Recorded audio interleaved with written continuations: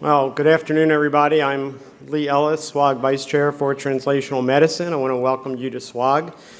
This is a special occasion. This is SWOG's 60th anniversary, and before I forget, I want to make sure that the folks here know that there is a wonderful exhibit just on the other side of the lobby here where you can review some audio tapes, videotapes, and also see the history of SWOG and the impact it's made on our patients that we care for. So please be sure to visit those exhibits.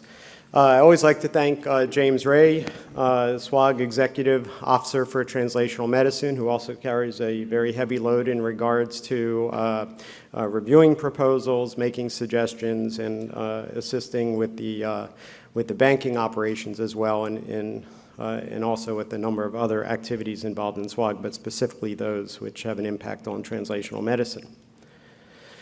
These are the disclosures for our presenters today, and if this were ASCO, there was a recent paper that came out in JAMA Oncology saying you'd have to read about 900 words per minute to be able to read this slide, so I'm going to leave it up there for 3 seconds so people can actually see it. I encourage you to read that paper. I always want to remind people that whatever we talk about here will be archived on the SWOG website. So we've had some wonderful talks in the past on genomics, immune therapy, signaling, and we had a special talk a year ago here in Chicago by Ellis because we have formed a new committee, the NCTN Correlative Sciences Committee, which oversees the distribution of tissues that have come from prior trials, not just in SWOG, but the NCTN, where the trials are closed. So if you want to learn how to access these tissues, which I think would be important to many of our translational investigators, please go back to Elise's presentation from a year ago. Now, I'm just going to give a quick introduction here and an overview. I do recognize, as all of us do, that most of the TM work is done in hands-on at the committee level, and it's great to see such diverse science and such cutting-edge science occurring. We do have a few events that we are planning in order to try to keep TM moving forward. One is a SWOG mini-retreat, a translational medicine mini-retreat at the SWOG meeting.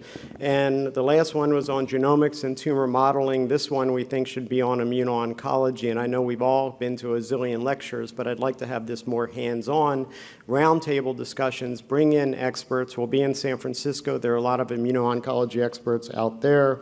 We do have the commitment from our colleagues at Cold Spring Harbor Labs and Jack's Labs to identify a co-leader there, and I'm actually looking for a co-leader from SWOG to organize this evening. And this would not be a big event. This would be an event of about 30 to 50 people where we can have roundtable discussions on critical issues in immuno-oncology and how to move forward, how not just to throw another PD-1 inhibitor at an unselected population, but how do we move forward. And I will talk a little bit about the ITSC workshops that have been held. We just came back from one just 10 days ago, which was absolutely outstanding, and I'll talk about that. And we're in the process of planning dates for the next ITSC workshop for young investigators coming up in the summer of 2017. And always want to remember to thank the people who support our research that supports our patients, the NCI, the Hope Foundation, SWOG, and our ITSC partners who contribute in innumerable ways in order to try to make advances that we can improve the lives of our patients. Speaking about the Hope Foundation, these are upcoming funding opportunities. Now, the Impact Award the deadlines just passed, and we are actually in the process of reviewing those grants at the current time. There are a number of other awards listed on this slide, and if you seek more information, please go to the Hope Foundation website, which is very good, or you can talk to the Hope Foundation colleagues at the desk right outside this room. And as I said, these reviews are ongoing. We need a couple more reviewers, so if anybody has GU expertise, let me know, okay? Now, this was a slide we showed last year to show where we were going for our ITSC translational workshop. And this truly is where we went. It was a beautiful site, especially coming from Houston in the middle of the summer. It was very nice to be up here. We had dinner, see if I can get this mouse to work. We had dinner right here on this balcony, a lobster bake, and it was an incredible retreat. We had a number of SWOG investigators, and I think it was great that the investigators had the support of their own committee chairs, and these were outstanding investigators who mixed well with both the ITSC investigators as well as each other, and of course I would like to thank the faculty as well.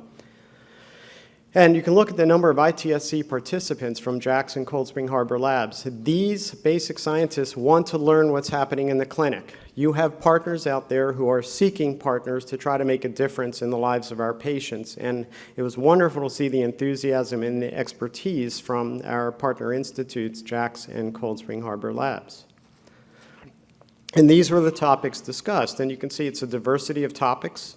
The people have different approaches. This was a great educational session, which occurred on the Thursday of the meeting last week. And somebody mentioned that this was the best single day of science presentations that I've attended in a decade, a fairly strong statement. And I think I have to agree with that because it was actually me who made that statement. But it truly was an outstanding day. You go to the AACR and you couldn't get a seat in the big rooms there, whereas here, you're in the back of a nice area, you've got a few drinks outside, and you can look over the bay, and it was really a wonderful day of science. Nobody was checking emails. Everybody was trying to learn. And these are some of the pictures. This is from the back of the conference center.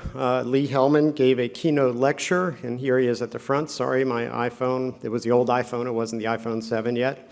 And this is a group. I was heading to Bar Harbor to get to my United flight, which was canceled. But anyway, I wasn't in this picture, but this is a great group, and it was really a great camaraderie.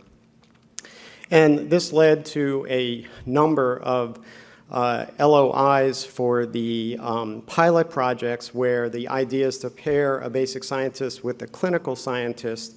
And we had 7 LOIs that were submitted, and last evening we approved 7 LOIs for full submission of grant proposals. Now, these will be due November 1. We will meet shortly thereafter after reviewing these grants and then announce the winners of the pilot award. So it was great enthusiasm there, and clearly you can tell that I enjoyed this.